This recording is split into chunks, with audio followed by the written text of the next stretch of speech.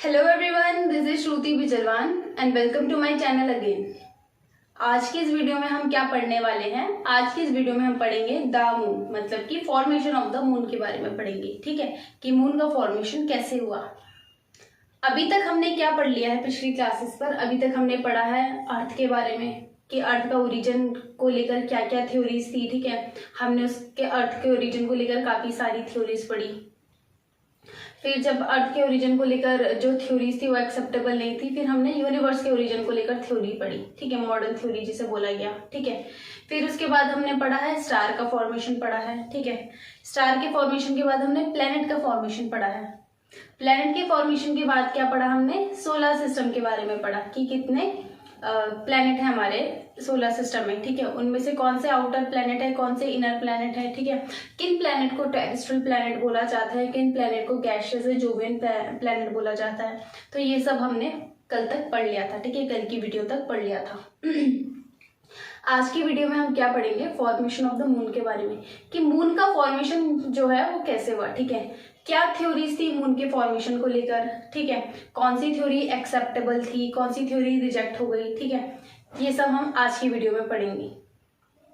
तो मून के फॉर्मेशन को पढ़ने से पहले हम मून के बारे में पढ़ लेते कि मून क्या है। तो मून क्या है? एक natural satellite of the earth है। ठीक है, अर्थ की नेचुरल सैटेलाइट है। अब सैटेलाइट क्या होती है?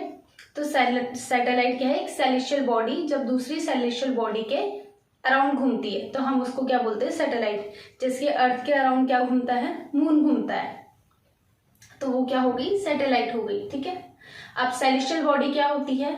तो सेलेस्टियल बॉडी क्या होती है? जो हेवन में होती है। ठीक है, जो शाइन कर रही होती है, तो वो हो गई हमारी सेलेस्टियल बॉडी। ठीक है, सैटेलाइट क्लियर हो गया, सेलेस्टियल बॉडी क्लियर हो गई। ठीक है, तो हम क्या बोल सकते हैं? मून एक नेचुरल सैटेलाइट है अर्थ की।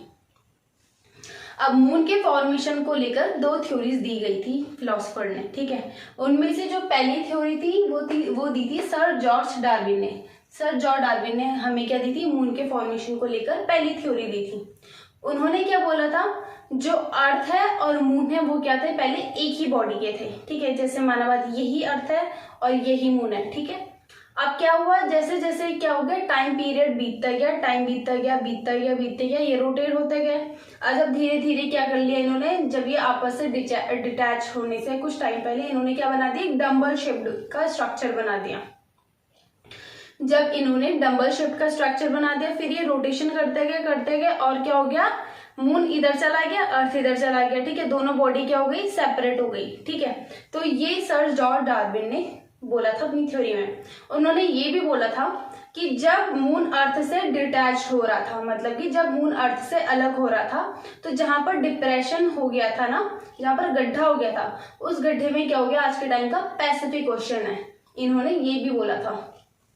इसको हम क्या करते हैं? डायग्राम से समझ लेते हैं कि इन्होंने कैसे बोला। इनका पहले स्टेप में क्या था? इन्होंने क्या बोला था? जो अर्थ है और मून है वो क्या इनिशियली क्या थे? एक ही थे। ठीक है, सेकंड स्टेप में इन्होंने बोला, इन्होंने कुछ टाइम बाद बोला कि जो अर्थ और मून थे जब ये डिटैच होने से पहले इन्होंने क्या बना दिया? एक डम्बल शेप्ड स्ट्रक्चर बना दिया। ठीक है, जब इन्होंने डम्बल शेप्ड स्ट्रक्चर बना दिया, फिर उसके बाद रोटेशन हुआ और ये क्या हो गया? मून अलग हो गया और अर्थ अलग हो गई। ठीक है, ये दोनों अलग हो गए। अब जिस पार्ट से, जैसे अर्थ से मून अलग हुआ ना, जिस पार्ट से मून अलग हुआ वहां पे जब एक बॉडी से दूसरी बॉडी हटी तो वहां पर जब वो अटैच थी तो वहां पर क्या हो गया? एक होल हो गया, डिप्रेशन हो गया होगा। अब क्या हुआ? यहाँ पर क्या हो गया? पैसिफिक ओशन बन गया। जो आज के टाइम का पैसिफिक ओशन है, उन्होंने कहा कि वहां पर वो बन गया। ठीक है, ये थी सर जॉर्ज डार्विन की origin of the formation of the moon को लेकर थ्योरी। ठीक है, ऐसे ऐसे इन्होंने बोला, ये तीन स्टेप इन्होंने बोला कि मून का फॉर्मेशन ऐसे हुआ। ठीक है, जो सर जॉर्ज डार्विन की ये थ्योरी थी फॉर्मेशन ऑफ द मून को लेकर, ये मॉडर्न जो साइंटिस्ट थे उन्होंने एक्सेप्ट नहीं करी। उन्होंने इस थ्योरी को लेकर उन्हें काफी क्रिटिसाइज किया। जब उन्होंने क्रिटिसाइज किया तो बाद में उन्होंने अपनी थ्योरी दी। वो अपनी थ्योरी क्या दी उन्होंने? उनकी थ्योरी का नाम था द बिग स्प्लैट थ्योरी। ठीक है, द बिग स्प्लैट थ्योरी को हम क्या बोलते हैं? द जाइंट इम्पैक्ट के नाम से भी बोलते हैं। जाइंट इम्पैक्ट थ्योरी के नाम से भी इनको जानते हैं। बिग स्प्लैट थ्योरी में मॉडर्न साइंटिस्ट ने क्या बोला? जब प्लैनेट का फॉर्मेशन हो रहा था तो क्या हो रहा था?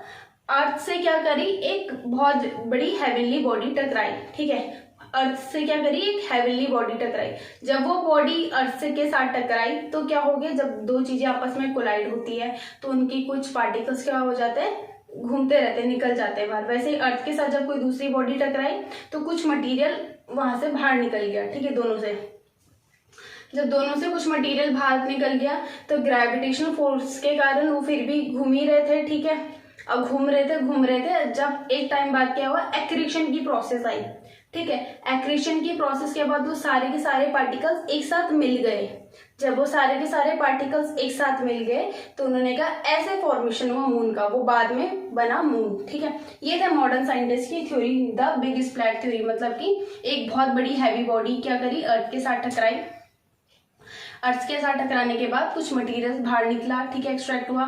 एक्सट्रैक्ट होने के बाद वो मटेरियल ऐसे घूमते गए और ग्रेविटेशन के कारण वो क्या हो गया, एक्रीट हो गए, ठीक है। जब वो एक्रीट हो गए तो बाद में क्या बना, वो मून बना, ठीक है। ये थी द बिग स्प्लैट थ्योरी। तो हमने क्या पढ़ लिया आज, फॉर्मेशन ऑफ द मून को लेकर दो थ्योरीज पढ़ ली, एक सर जॉर्ज डार्विन की थ्योरी और एक द बिग स्प्लैट, जिसको हम जायंट इम्पैक्ट की थ्योरी के नाम से भी जानते हैं, ठीक है। बस आज के लेक्चर पे इतना ही था, छोटा सा टॉपिक था, हमने जल्दी कवर कर लिया। होप आपको आज का लेक्चर अच्छा लगे। Thank you so much.